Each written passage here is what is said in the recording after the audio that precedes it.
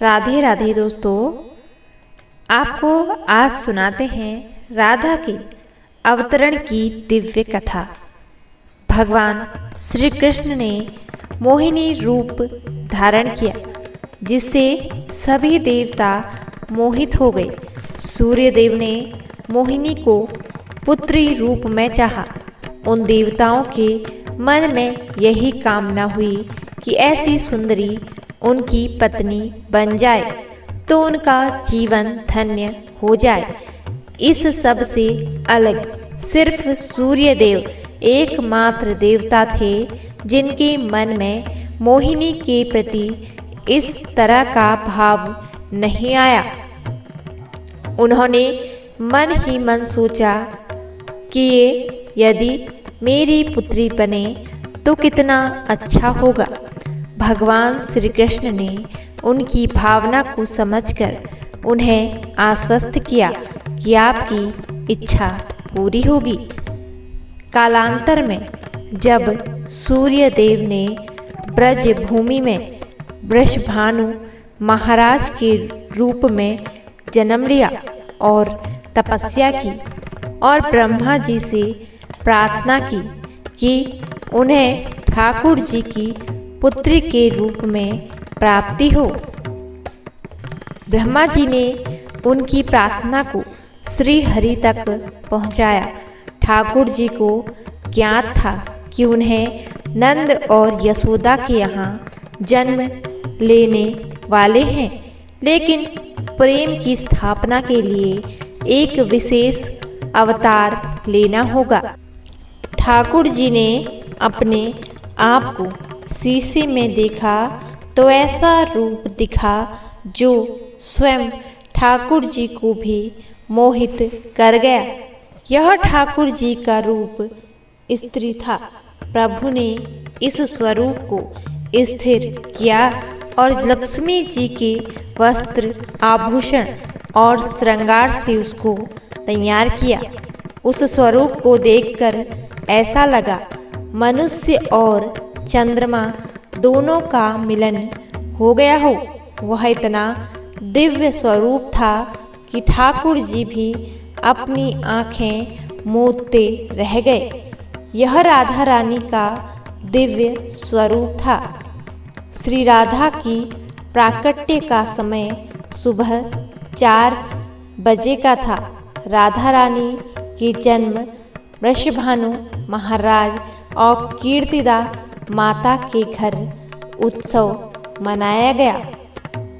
सभी गोपी और गोपियों तथा ब्रजवासी आनंद से झूम उठे। जन्म के समय राधा रानी अपनी आंखें नहीं खोल रही थी। इससे सभी लोग चकित थे। अनेकों प्रयासों से भी राधा रानी ने अपनी आंखें नहीं खोली। देवताओं के आग्रह पर नारद मुनि वहां गए और उन्होंने वहां बैठकर उनकी स्तुति की। उस स्तुति से राधा रानी ने नारद मुनि की ओर देखा। उस समय राधा रानी ऐसी थी जैसी मृगनयनी सुंदर बालिका अपने पालने से झांक रही हो। इस दृश्य को देखकर वृषभानु महाराज भाव विभोर हो गए और राधा रानी को प्रणाम किया।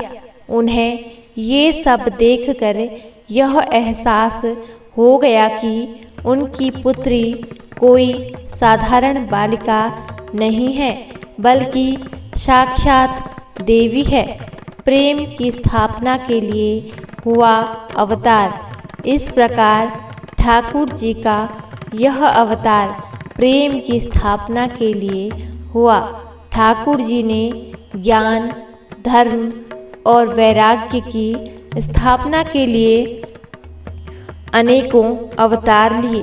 प्रेम की स्थापना के लिए केवल राधा रानी का अवतार हुआ।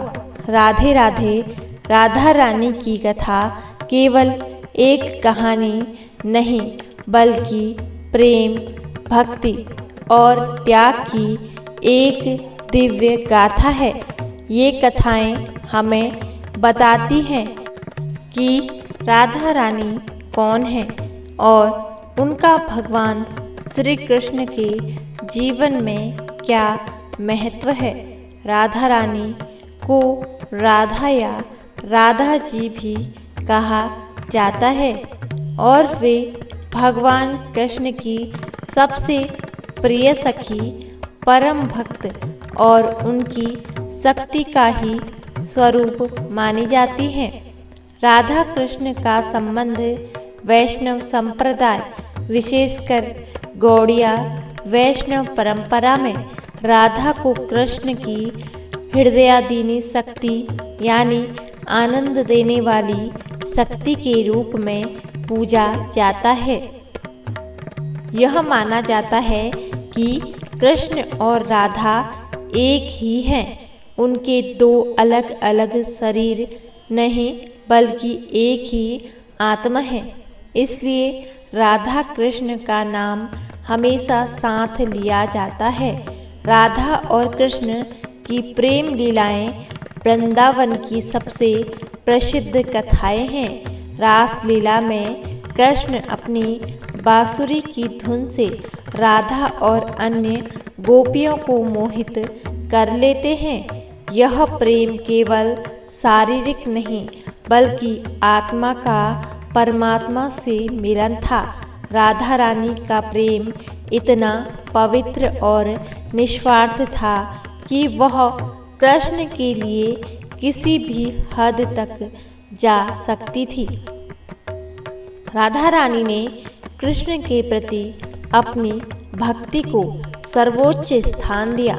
जब कृष्ण मथुरा चले गए और वापस नहीं आए, तब भी राधा रानी ने कभी उनके प्रति अपनी भक्ति और प्रेम को कम नहीं होने दिया। उन्होंने कृष्ण के भौतिक रूप को छोड़ उनके आध्यात्मिक रूप में स्वयं को लीन कर लिया। यह त्याग और समर्पण ही उनकी भक्ति को इतना महान बनाता है। यह माना जाता है कि कृष्ण ने राधा को यह वरदान दिया था कि उनका नाम हमेशा उनके नाम से पहले लिया जाएगा। इसी वजह से भक्त राधे श्याम या राधा कृष्ण कहते हैं।